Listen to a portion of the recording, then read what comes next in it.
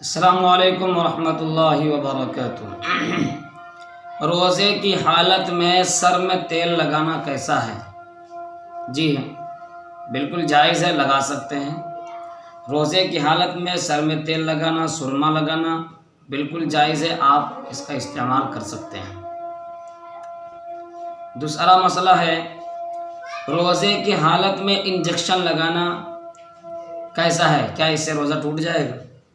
جی بالکل نہیں، روزے کی حالت میں ویکسین بھی لگا سکتے ہیں، روزے کی حالت میں انجیکشن بھی لگا سکتے ہیں، اس سے روزہ نہیں ٹوٹے گا۔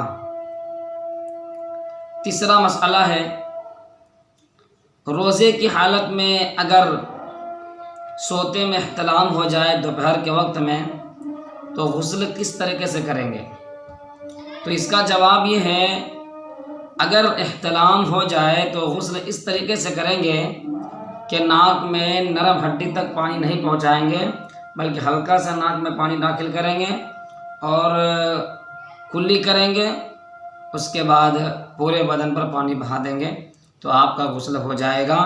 روزے کی حالت میں غرغرہ کرنا ممنوع ہے، اگر آپ نے غرغرہ کر لیا تو آپ کا روزہ ٹوٹ جائے گا، اس لیے کہ حلق کے اندر پانی چلا جائے گا۔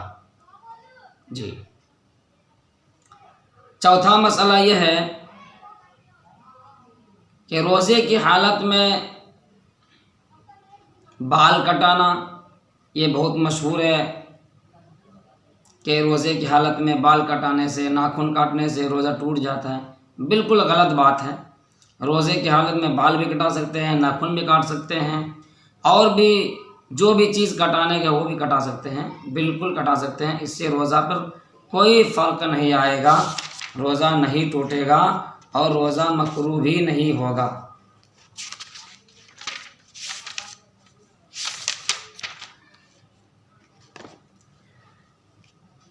ایک مسئلہ ہے روزے کی حالت میں اگر دانت سے خون نکل جائے تو کیا کریں؟ دانت سے کسی وجہ سے خون نکل پڑے تو کیا روزہ اور وضو ٹوٹ جائے گا؟ جواب، وضو تو خون نکلنے سے ٹوٹ جائے گا، اور روزے میں یہ تفصیل ہے کہ اگر خون حلق سے نیچے چلا جائے تو روزہ ٹوٹے گا، اگر خون حلق سے نیچے نہیں گیا ہے تو آپ کا روزہ نہیں ٹوٹے گا، لیکن اگر خون زیادہ مقدار میں نکلا ہے تو آپ کا وضو ٹوٹ جائے گا، اور اگر خون اور تھوک کی مقدار زیادہ ہے اور خون بالکل تھوڑی سی ہے تو آپ کا وضو بھی نہیں ٹوٹے گا، لیکن اگر وہ خون آپ کے حلق میں چلا گیا تو آپ کا روزہ ٹوٹ جائے گا۔ ایک مسئلہ کہ روزے کی حالت میں اگر کسی چیز کو چکھ لیا تو کیا روزہ ٹوٹ جائے گا؟ جی بالکل نہیں، اگر روزے کی حالت میں آپ نے کسی چیز کو زبان پر رکھ کر چکھ لی تو اس سے آپ کا روزہ نہیں ٹوٹے گا، بالکل بھی نہیں ٹوٹے گا، لیکن یہ ہے کہ بغیر ضرورت کا ایسا نہیں کرنا چاہیے، اگر ضرورت ہو تبھی ایسا کریں۔ انشاءاللہ پھر ملیں گے اگلی ویڈیو کے ساتھ۔ السلام علیکم ورحمۃ اللہ وبرکاتہ۔